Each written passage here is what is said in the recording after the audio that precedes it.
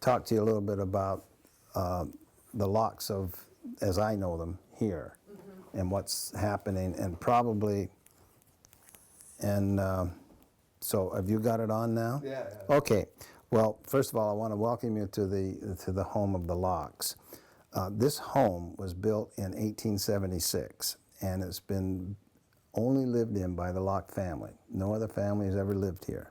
Everything you see in this house, everything you photograph in this house, was purchased by the Locks, whether it's the TV set from 2 years ago, to the upstairs, to the vacuum cleaner that you pump, because it was before electricity.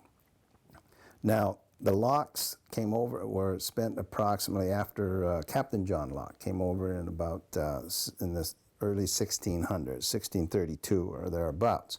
And 9 generations lived in the New Hampshire area. He and his father, the father and the son, built the first meeting house in New England. And they came after 9 generations. Then they wanted better fishing grounds, and people said, well, they were great fishermen. Well, that isn't what they were doing. They were in the idea of selling the fish, of having fishing areas that they could establish businesses.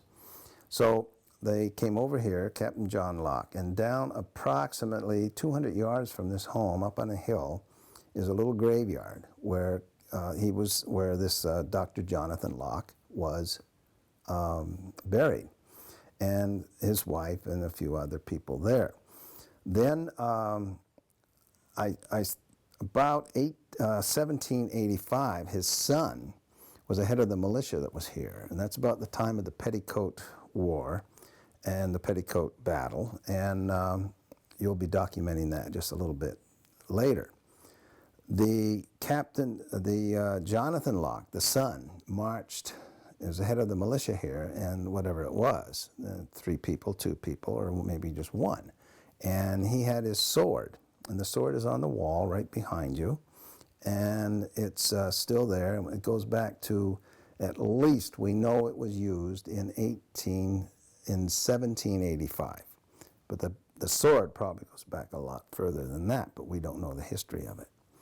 Now, skipping ahead to approximately the 1800s, the early 1800s, behind this home, up on the hill, there was a plot of land owned by Samuel Locke.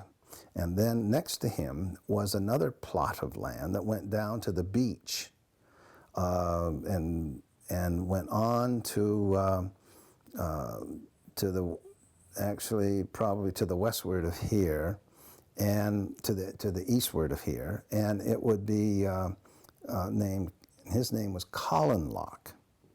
And then this property was owned by Churchill.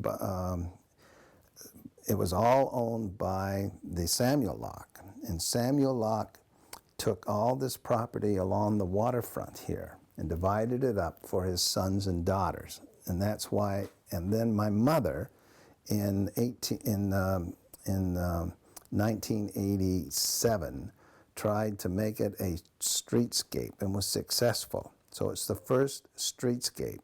A streetscape in our vernacular here means that it is a street that from then on designated as historical and cannot be changed. Nothing can be added to the street. The homes are to be left as they were on the outside. You can change inside what you want. The streetscape has the names of different people on them, like Jacobs and Henry Locke and that sort of thing. They were the sons and the daughters of the Samuel Locke who divided this area. Colin Locke, up on the hill, his land is pretty well intact. It's now owned by the Bradfords. And the Bradfords were a descendant of the Samuel Locke. And the other home, a Bradford Locke, Samuel Locke, right behind us here, that home has changed several times and finally burned down, and then other homes were built in its place. Now, the was another Locke that came in about somewhere in there named Enos Locke. And he built his homes up in the center of town. And he owned the fish plant. That is the main fish plant here in town. And he had sons and daughters, and he built houses next to them. And there's 2 of them still standing. And then his other son was Churchill Locke. And Churchill purchased this home from the Henry Locke, who was the son of the man behind us called Samuel Locke.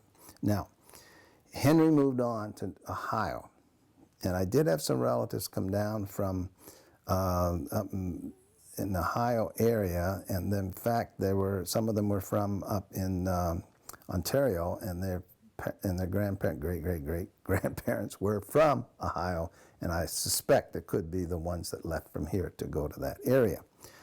The Churchill Locke then purchased the house a little after it was built, and then his family has lived in it ever since. He had 6 children. They all went to university. My grandmother, and then finally my mother, who retired back to this home, started renovating it back to brighten it up a little bit, because the Victorian era, it was very dark inside. And then she passed away 2 years ago, and then I had the opportunity of taking, or the obligation of taking over the home and keeping it going. Churchill Locke and Company, their main goal was to deal in fish and export and import of goods from the West Indies and America. And they did this by having sailing vessels.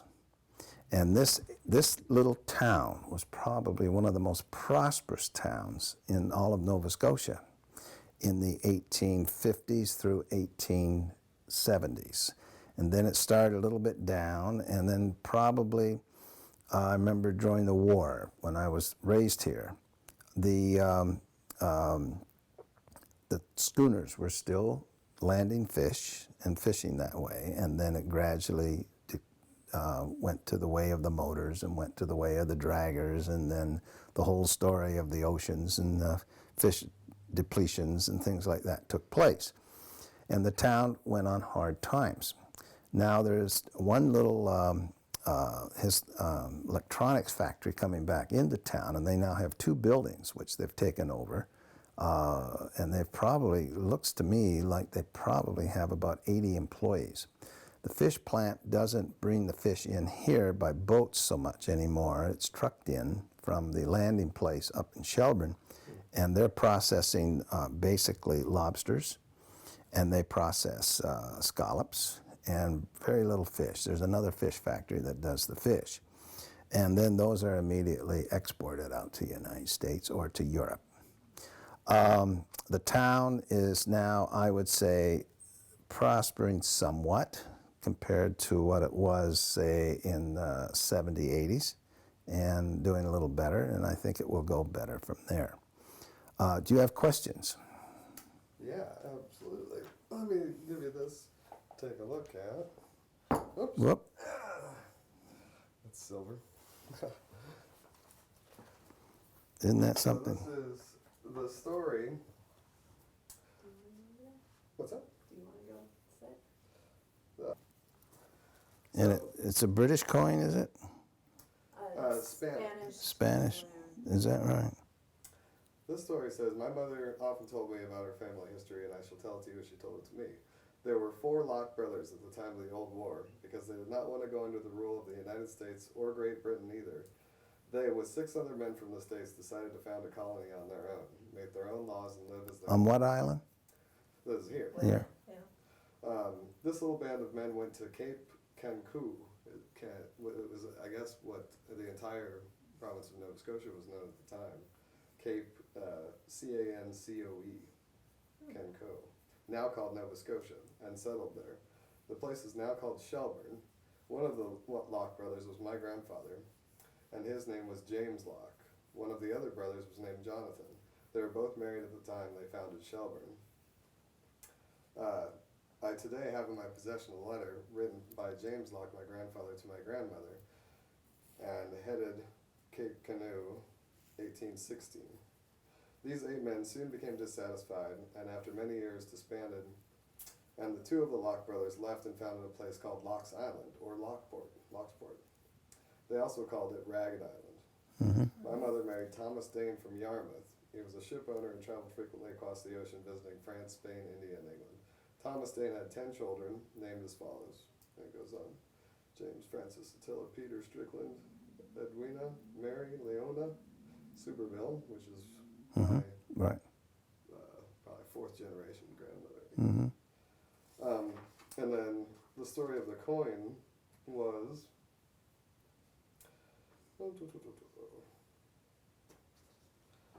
me find that real quick. She's got the date of Jonathan coming here wrong. Yeah, About she was. 100 years wrong, Oh, yeah? because it was 17, About 1755. someplace between 1755 and 1761, when he and Churchill, what's his name? Mr. Churchill, Yeah, that his first name was, Dr. Locke and Churchill came here. yeah, in the seventh. They came down from Liverpool down to this way, according to what I've read. Well, but- I think they came from Shelburne, but Shelburne was basically a loyalist town that was started in, at the time of the Loyalists, which would have been in 1775, 76, 77. earlier than that, 'cause Be 73, around in they there. didn't want to go to war, and the war Right. hadn't started yet. Right. So the British Empire Loyalists came over, and a Locke- big group, 10,000 people were living in Shelburne.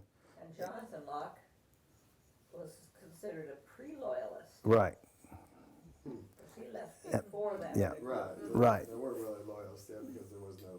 Yeah, well, they were pre-loyalists. pretty much loyalists, but they were pre-loyalists, according to what we have here.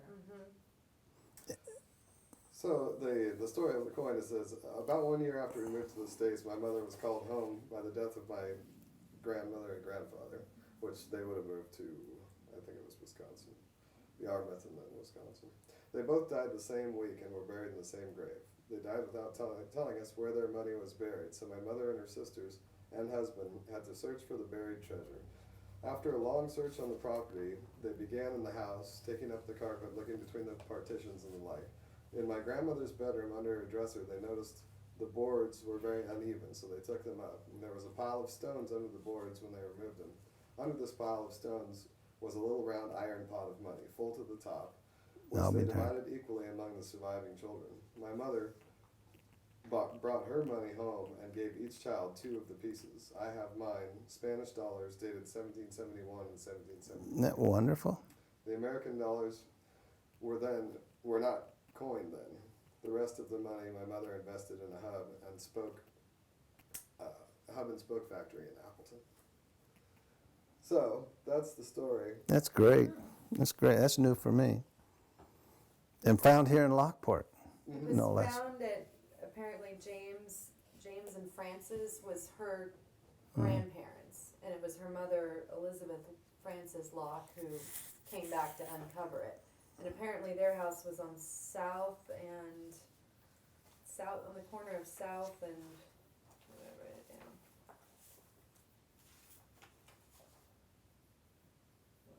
Corner of Crest and South Street. Okay. So there was that's the house site. I guess the house is no longer there, but the one that they found. Well, on the corner, there's a red house up here. And across from it is a fairly new, I would say built in the 20s, I'm guessing. And that was Herb Swim's house. And then across the street from the red house is Samuel Bradford Locke's house. Now, Samuel Bradford Locke's house was built in 1838. And Samuel Bradford Locke was a ship owner, and these guys were all ship owners. The Locks and the Churchills, they would go to you and say, would you build a ship for us, for me? And I would ask you to build it for me, and then I would go to you folks and try to get the people, friends of mine, to buy shares. And so I may have commissioned 5 boats, but I may have shares in 25 boats, and you the same and the same. And the reason for that, of course, is you don't need Lloyd's of London if you've spread your goods out within with many, many ships and just have part ownership. The Samuel Bradford Locke had furniture for that home, and I have that furniture in California. So when you come up, you can take some pictures of it if you like. I have the front room furniture, and the table for that front room furniture is right behind you. There were 2 tables. One is here and one's in California. He died in 1843. So I'm sure the furniture was approximately 1840, and that's how I date it. He left that furniture to his family, and then the grandson sold it to my grandmother in 1919 as antique furniture. My grandmother used it through those years, the 20s and then the 30s, and then in the 40s gave it to my mother. And she used it to about 1959, 60 and gave it to me. I put it in storage in Massachusetts, and it stayed there for 34 years until I pulled it out and put it in our home in Los Olivos, California. And that's kind of the story of that. But there's one other thing. Samuel Bradford Locke commissioned a ship called the Port of Spain. I have what I thought was a drawing, was a artist's drawing, what do you call it, watercolor, of the ship. Next door to us is a archivist for the University of Dalhousie in Halifax. And his whole presence of being and his doctoral dissertations and everything are all done with ships. And he wanted the pictures of this ship because he'd heard about it. And he did a complete rundown on that ship from the time it was launched to the time it sunk, who owned it, everything about it, and the registries and everything in the history. And he said that painting is not a painting. It is an artist rendition, an engineer artist rendition showing the rigging of the ship. And he said it's the oldest one he's ever seen. And so I gave him lots of pictures of it for his archives and his displays that he does. And then I have it in California as well. It was given to me by an older lady in the Locke family years and years ago. So that's the story of that. And that's close to where you're talking about. And that house used to be right on across from Crest Street. Okay. And it was moved back by the family called the McKay, Gurdon McKay, who was a nephew, a grandnephew of the McKay, the shipbuilder from Jordan Falls, who built the ships out of Boston and built the fastest ship around the Horn. And right now the name escapes me, and it's well. Blue Nose? No, the Blue Nose was built here. This was the what? Don't ask.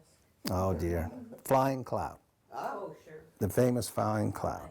He was the engineer that designed it. And that's also the engineer that designed the ships that the Locks. No, Or- don't know. Don't know that. All I know is that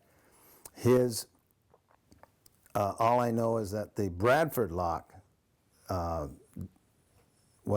he commissioned the Port of Spain, and there were 2 vessels built here in LockePort that were the first 3-masted stern schooners.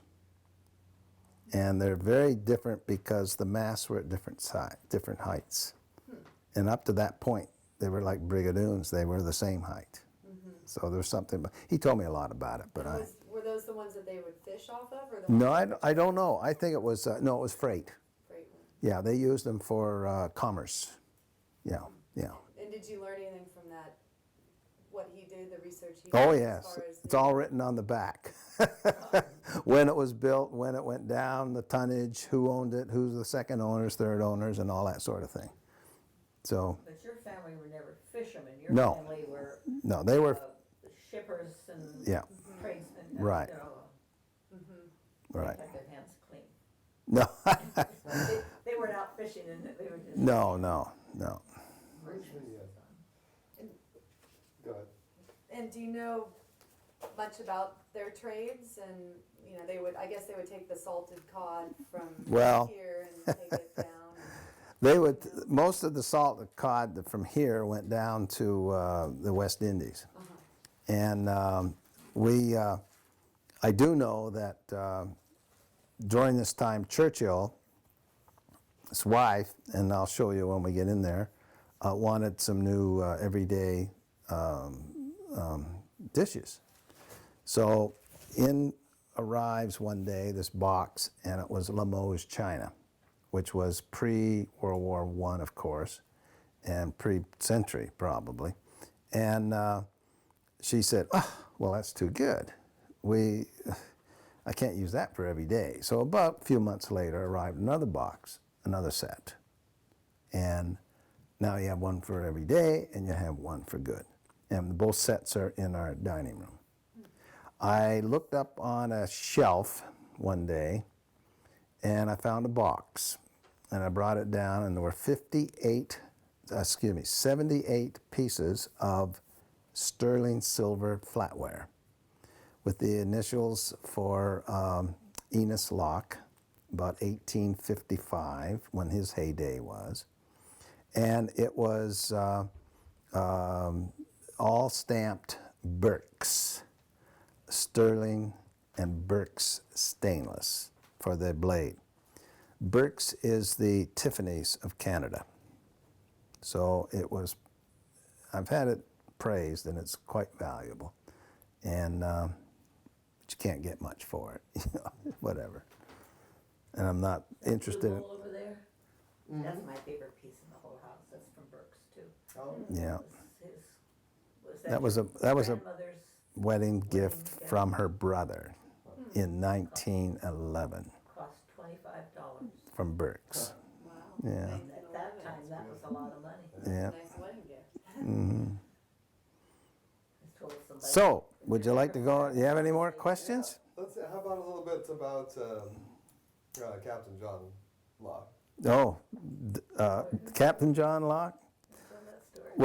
Well, he knows the story, but basically, as I've read the story, Captain John Locke came over in, about 1632 or something like that. And he and his son built the first meeting house at Rye, New Hampshire. There's a place called Locke's Neck, still there. And when you drive by the area right on the coast, there's a big, one of those historic bronze plaques talking about Captain John Locke and his actually living there and farming there. Well, he was not a friend of the Indians. The natives of the time were marauding the settlers and were stealing from them and raiding them and killing them. And he discovered a set of canoes that they had hid in the bushes while they went out murdering or plundering the neighborhood. And he cut little slits in the bottom where they couldn't see them along the seams. And when they came back laden with their plunder and got into the canoes and paddled out, the canoe bottoms gave away. They sunk, and they had to swim for their lives to get wherever they were going, and then they had to go overland many, many, many miles, and they were very, very weary, tired, hungry, and they had lost some men, and they vowed to go back and eliminate this Captain Locke.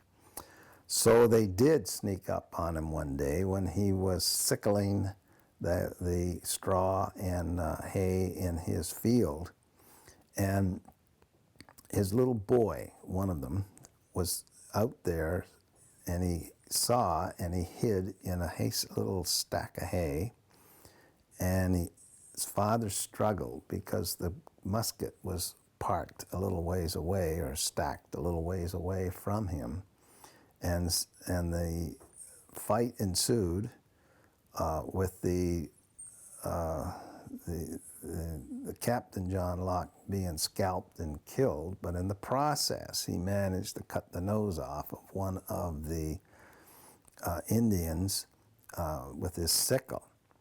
Years later, the boy grew up. It was down in somewhere in Gloucester, somewhere in Massachusetts, at a bar or a tavern in those days, and the story differs here. One was that the man sitting next to him or at the bar was bragging about killing old John Locke, and he had a nose missing. And the other story was that a man was just there with a nose missing. A Native American was there with a nose missing. But either way, when the gentleman got outside, he found the young fella who was grown up waiting for him, who promptly killed the Native American and stuffed him down the well. So that's that story, and I don't know how, and all I know is that it was about 9 generations later when the Jonathan Locke's and party left and came over here to Nova Scotia. Fantastic. That's a great story. More to the story of the red petticoat. Well, there's actually 2 towns that claim that, and there's a gentleman here by the name of, I have the history book down here by, I think it's Bauer, or I'm not sure, Bauer? Upstairs. And in his history book, he writes about it as being in LockePort. And the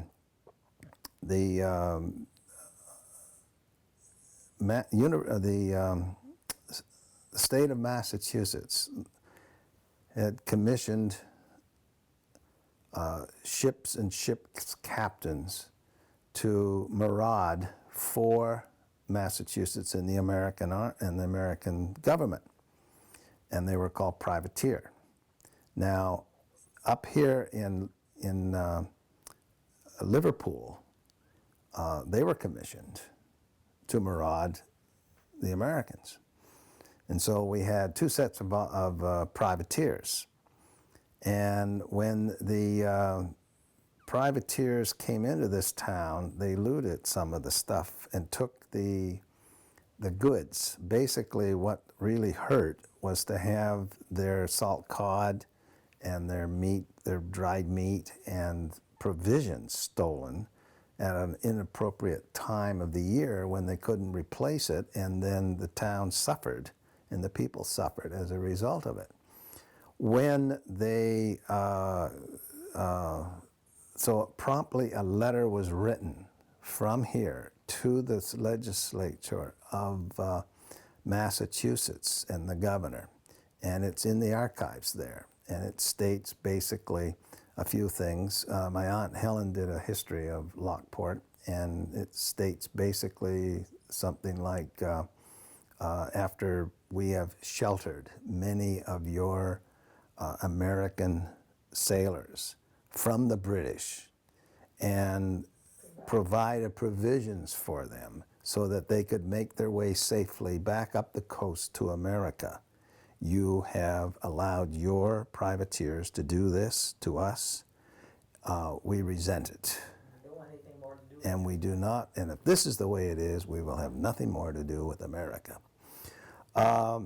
So then, not too long after, a privateer showed up off of Cranberry Island, which is at the end of this street. And there was a cabin up there. And when I was a little boy, the foundation of that cabin was still there. And now there's a home up there. It's all been filled in, and the home has been put up. But the men were out fishing. So the women gathered up whatever they could, like brooms and one musket and some pans to drum on, and got the kids and everybody they could. They got them dressed in red and paraded up and down. And the longboat that was starting in through from the island turned around and went back, and they kind of saved the town from a sacking. And so they won the Petticoat War. Now, unfortunately, the same story is told for Liverpool, but we claim it first, so we're taking it. That's a great story, too. Heroic women of the time. I know, but I'm going to make a copy of it. Oh, okay. LockePort goes, what is your favorite story of the history? Well, of course, I like the women beating up the guys. You know, the Red Petticoat Brigade, I like that the best because it shows that the women could outmaneuver those marauders. That's my favorite story. Can you tell me a short version, your version of the story as opposed to his? Well, first of all, Massachusetts never answered the letter or the protest.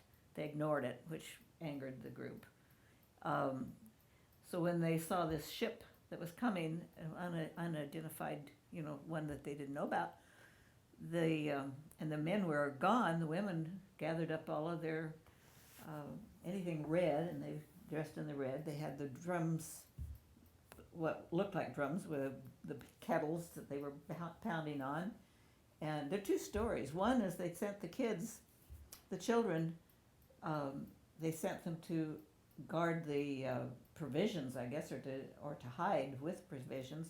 The other is that the kids were parading up and down with the women, but nevertheless they were out there making the noise.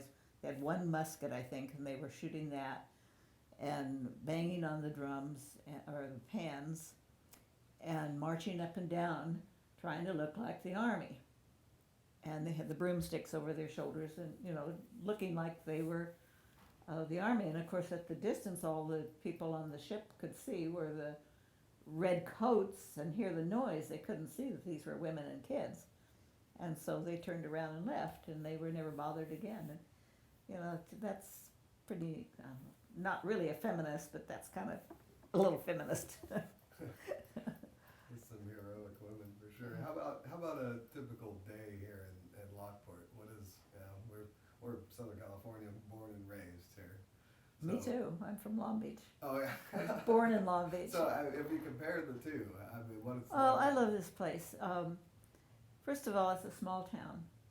Everybody knows everybody. Practically everybody's related to somebody here, but they're very friendly. And I feel really at home here. One day I went into the pharmacy to get a tube of lipstick, and the shade I wanted they didn't have, and it's kind of hard to get. So, but the owner said, "Could he help me?" And I said, "Well, I was just looking for that, and you didn't have it, so that's okay. I'm not desperate for it." And I said, "It's kind of hard to find, so I usually buy a couple of them and have them on hand. So I'm not, you know, I'm not desperate." So the next day, we went out for a drive, and the cleaning lady was here, and she left a message saying that the pharmacy called and said my lipstick was in. I said, "Well, he didn't even ask who I was or what the phone number was or anything. How did he know who I was?" It says, "Well, everybody knows who you are. I mean, you got a sign on your back, property of Fred." Everybody knows Fred. Everybody's so friendly and will talk to you, and everybody waves when somebody goes by, and it's just a very comfortable place to be. It's a little cooler here than home. We have fog, a lot of fog during well, usually in June and July, but this year had good weather in June and July, and August was kind of crummy when we were here. I don't know what else to tell you. More of a sense of, much more of a sense of family history and community. Yeah, it's a lot of history here, and I love history anyway. And this place is just full of history. This whole area is just full of history, and it's really interesting to be part of that history. You know, this house is full of history, and Fred has all these stories about history, and all of it's real. You know, you can read a history book and okay, fine, it happened, but I wasn't there. I didn't believe, you know, this type. But here, it's living history. You know, this Yeah. house was built 100 and some years ago. It's still standing, and these other houses were built that long ago, and they're still standing, and it's just a nice place to be. You know, good part of history. When did you start coming here? Well, the first time I came here was 1994. My mother and I visited Fred and his family, and we had friends up in just outside of Halifax that we stayed with. Then the next time I came was 1966. I mean 2006, and I've been coming ever since. And then you spend a few months here? We come usually we come either the end of May or 1st of June and last until November, the first week. Do you see a noticeable difference at all in the children here as compared to California? Nah, they're all alike. Kids are kids. Kids are kids. Yeah. You know, They no. they have a men's baseball games that we go to here. It's kind of nice that it's organized and yet not. You know, I mean, the guys come when they're not working or whatever, and they have they play against different teams. And what's neat is you'll have older guys, middle-aged guys, younger guys, and then they're letting some of the kids when they're about 15, 14 play. And they're all getting along fine, and if the other team wins, no big deal. One day when they showed up and the other team was short, we had too many on our team, so they loaned the other guy. I mean, they're playing for fun. They're not playing for blood, and that's neat. And of course, they're all hockey fans. Fred's the biggest hockey fan. Homie has cable. And hockey starts, the Eastern hockey starts at 4 o'clock in the afternoon. Do you think you can watch one game? Oh no. Got 4 or 5 games, so.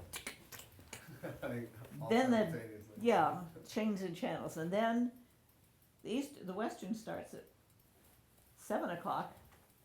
6 dories. A dory is a flat bottom, and it's very difficult to tip over. Once it's tipped over, very hard to get back. So they had on the bottom of the plug, that for the bottom of the ship or the boat, they have a piece of a loop. So if a fisherman is turned over, he can grab a hold of the loop and hang on to the dory. The dory is usually 2 men, and it's rigged out with trawl and a horn and other equipment. And they go out from the mothership. So you and I would go out in our dory, and we would set our trawl early in the morning, 4 or 5 in the morning, 3 in the morning, 5 in the morning, whatever. And then we'd be back to the mothership by maybe 11. And we would pull our trawl in, and a trawl line is a mile long, and about every 3 feet you have a 2-foot line with a hook and bait, and it's all coiled in a certain way so it can be fed out without tangling. And then it's anchored at one end and buoyed at the other, and then you wait, and after you do the second trawl, maybe a third, what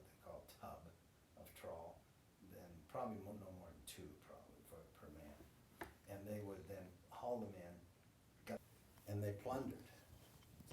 And one of the Locke boys got out to it after they were drunk, and they threw it seems to me, they threw the crew overboard, period. And it was quite a little battle they had, and of course, being drunk, they were the losers. So, but I'm not sure how the story goes, and I think it was one of the Locke sons, one of Jonathan Locke's sons, that went out on that boat and snuck up on it when they were drinking, and just because they stole all the rum and everything from the town, and then they dropped them overboard, did them in. I think. Now I've read it and I couldn't find it. I couldn't put my finger on it real fast, but it's in the all the writings that she had. And then my great uncle Enos, one of the boys that lived in this house, was graduated from high school at 13. He had to stay around a couple of years, and then he went to another college at 15, and then he went to another one, and then he graduated from Dalhousie as a lawyer at 21. One of the youngest to do that. And he went out west. Now, his diary is here. And they just had tennis club here, they had rowing clubs, they had all kinds of activities. And one of the things they did, they liked to go out, probably went out drinking, out on the Bull Island, because we owned Bull Island, we still do. And they would go out there because one of the great grandfathers had a cabin out there, and they would go out there and play poker. So they had some guy in town that was kind of tagging along, and they didn't want him to tag along that day or whatever it was. So remember I told you it was a loop underneath the dory. So they tied an anchor to it. And then when the guy tried to follow him in his dory, he couldn't row it very hard. It took a lot of effort to row it very far at all. So he gave up and didn't follow them. So that's how they got rid of the guy they didn't want to have with them. But anyway, then one of the other brothers went to World War I. He was killed. And another gal, she was, my grandmother was a college graduate with, what do you call it, with a lawyer secretary, and law secretary. And then the other one was music, and the other one was teaching. And that took care of them all. So it was kind of interesting. And the I like books. some of the stories that you told about your mother when she was growing up. Oh, yeah. Yeah. Well, my mom grew up here. I remember her grandfather was Churchill. Mm. And she grew up here because her father died in, her mother went out to Alberta and then met James Kennedy out there, an Irishman, and married. And her mother was married, a mother, and widowed in less than 1 year. And she sold the lumber business that he had and then traveled for 5 years. And after traveling for 5 years, coming back here summers, she went to Wisconsin. There were relatives there she visited, so it could be who knows what, I'm not sure. Yeah. But there's a connection coming back here now. And so she did that, and then finally, when I think my mother got to be kindergarten or whatever it was, or whatever they had, came here and lived in this house with her grandfather and grandmother. And then, in the meantime, she met a store owner by the name of E.W. Day. So my grandmother decided to marry him after, probably 4 years later, after my mother was about 9. My mother says she remembers sitting out in this house, out on the back porch, crying her eyes out because her mother wouldn't take her on her honeymoon. So then my mother got to be about 13, and her stepfather adored her and took her, but before that, when she lived with her grandfather and my mother got in the little punt boat and rowed from here over to the docks and then walked uptown to the post office. But he forgot that she was in the punt. She was 5 years old. And so she saw him walking around the cove. So she got in the punt, or she got the punt oars out, unhooked, and started coming back to, and pretty soon when All right, just tell me what your name is and Peter about Swim. your store, Okay. and how long you've been running the store. I'm Peter Swim. I grew up in Lockport, and I took over the store in 1991 from my father, who had it since 1982. This was probably the smallest store in town at one time. It's the only one left out of 5 different grocery stores that I knew of when I grew up here, which in the 60s and 70s. And you've been here for 17 years? In the store, yes. Yeah. And how long have you lived in Lockport? Since 1953. Born and raised. Born and raised. Have you Lockport. seen a change much here? Oh, definitely. Yeah, there used to be 600 people worked in Lockport at one time when I was a kid. It was 3 different fish plants, one of which my father owned, which my grandfather started in 1906. He came from Cape Island, moved down here, married a local girl, and they settled here. Most of my family's still here. My mother's still alive. She lives down by the beach, Crescent Beach. Fantastic. How about a little bit of the family history there? You said you were from the Swims and Fisk. My mother's a Fisk, and her mother married a McCallum and moved to Sydney, Nova Scotia, and grew up there. But her father died when she was 5, and they used to come back here in the summers. That's where she met my father. But my grandmother grew up just up the street up here. Now, I don't know a lot of her history, so I can't tell you too much more. Right on. One more. And how is life in Lockport here? Life's good. It's changed a lot, of course, since the fishing industry went down. There's a lot less people. When I was a kid, there was 1,200 people that lived in Lockport. I think it's less than half of that now. A lot of buildings have disappeared, of course. We had a major fire in the 70s, which took out the center of town. About three businesses and plus a few houses. Tell me a little bit about that fire. It started in an apartment building here over in the corner, which is Balish's store, it was a grocery store, a bit of everything in it, and plus it had apartments upstairs. And it started in the furnace, and it took out their building, 3 down the side and 3 across the road. So it was quite a major fire. It was a very cold night, and most of the fire pumps froze up because it was so cold. And did that destroy most of the old buildings here? It's destroyed the center of town, like the old Rexall drugstore, which was a beautiful old store, and Dallash's was a corner lot, which was quite nice. I have some pictures of here. I could show you what it was. So. And you said the town has slowed down a little bit, and just Quite a real bit. recent times here. do you see Well, it in the slowing 70s, the fishing industry changed. A lot of the small independents went out of business. And that happened all over Nova Scotia, though. Any small town you go into that used to be a fishing village would definitely be showing the lack of work now. A lot of people have gone out west, Alberta. A lot of the kids go. So. down? And it seems like there's been a lot of construction around town that we're seeing in there. Upkeep. What do you think about the future of the town? I think it's more in the. I'm optimistic because I've got a business here. I've got to be, and you work at it. I mean, we're working on the tourism industry and trying to attract people back again. I mean, it's more of a retirement village now than anything because there isn't a lot of opportunity here. But we have a few businesses that are growing, like the electronics, and the fish plants are stable. They're staying as they are. I mean, there's maybe 100 jobs, 125 jobs there. So it's changed. Yeah. We're just hoping it comes back a little bit, trying to stabilize it. Very nice. I don't have. Nobody would run against him. And who are we doing this for again? You're doing this for your grandfather? Just in general, like the Okay. history of the Not town. sure yet. I'll see what I come up with here. Okay. Even him by It may acclamation. end up with cable or history or something like that, but mostly, definitely for family. But. Yeah, cool.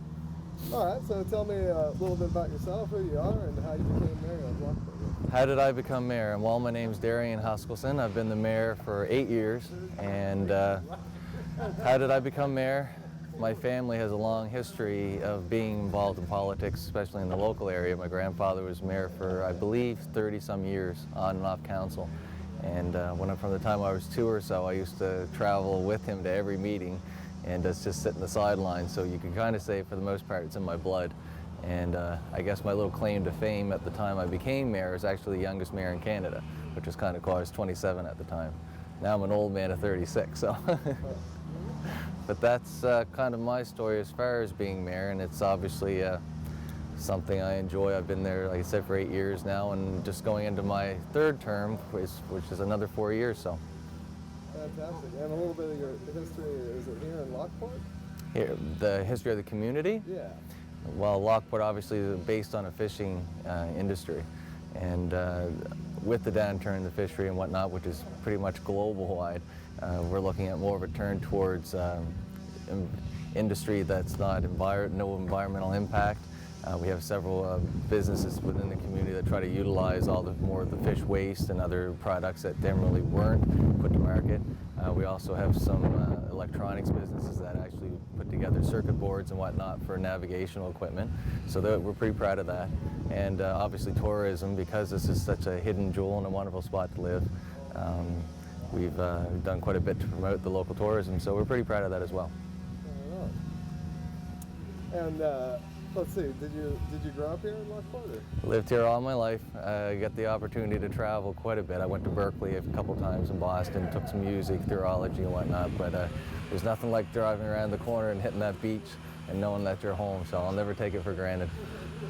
Fantastic. And give me what's a story from your childhood here in LockePort? What's one of your A story from my childhood. I can give you a real interesting one. I'll try to make it really short. Growing up in a small community, it gets to be a little awkward, and there's a lot of pitfalls. And one of the pitfalls is everybody knows everything, or they think they know everything about you and your life. And I got into music at a quite young age, and like years ago when Elvis was around and they accused him of being a devil worshiper and whatnot, the music that I was listening to at the time, being a 14 or 15-year-old kid, didn't really appease a lot of the older people.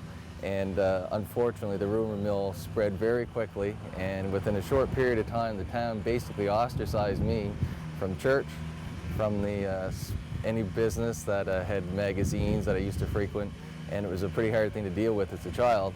And this sounds like a real hard or odd story, but the end result is the fact that 15 years later, they elected me to be their mayor. And so I always tell this story when I'm talking to kids in school and stuff, just to tell them that, stay true to what you believe in, and it all works itself out in the end. So.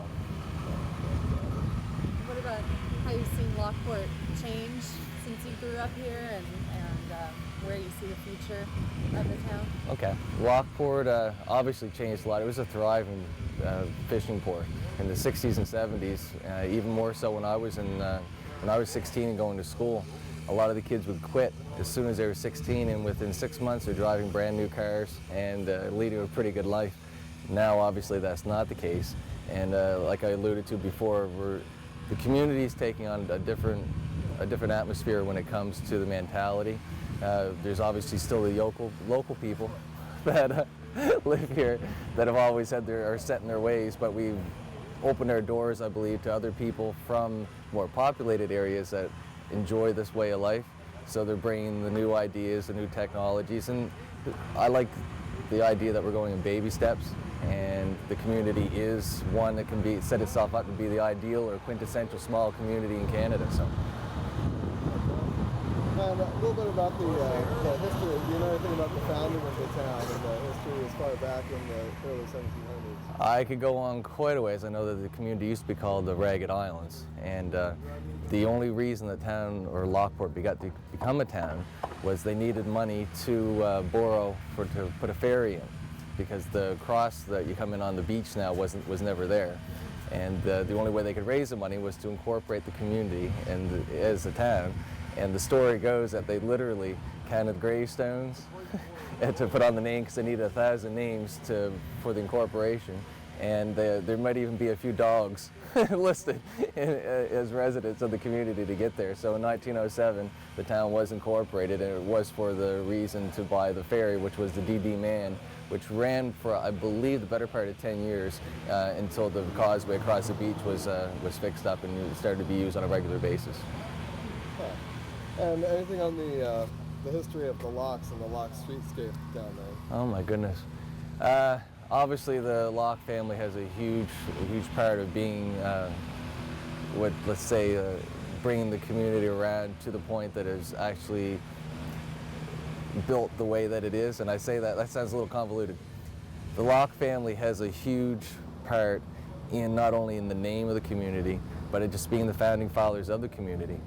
You look back through the Ragged Islands Historical Society, and we keep a lot of the records for the community and things that are obviously important to our heritage, and you'll constantly see the Locke name going through, whether it was being involved with the municipal council, whether it was just being involved with businesses and other things of that aspect. So yeah, the Locke family obviously has a huge part of our history. We're very proud of that.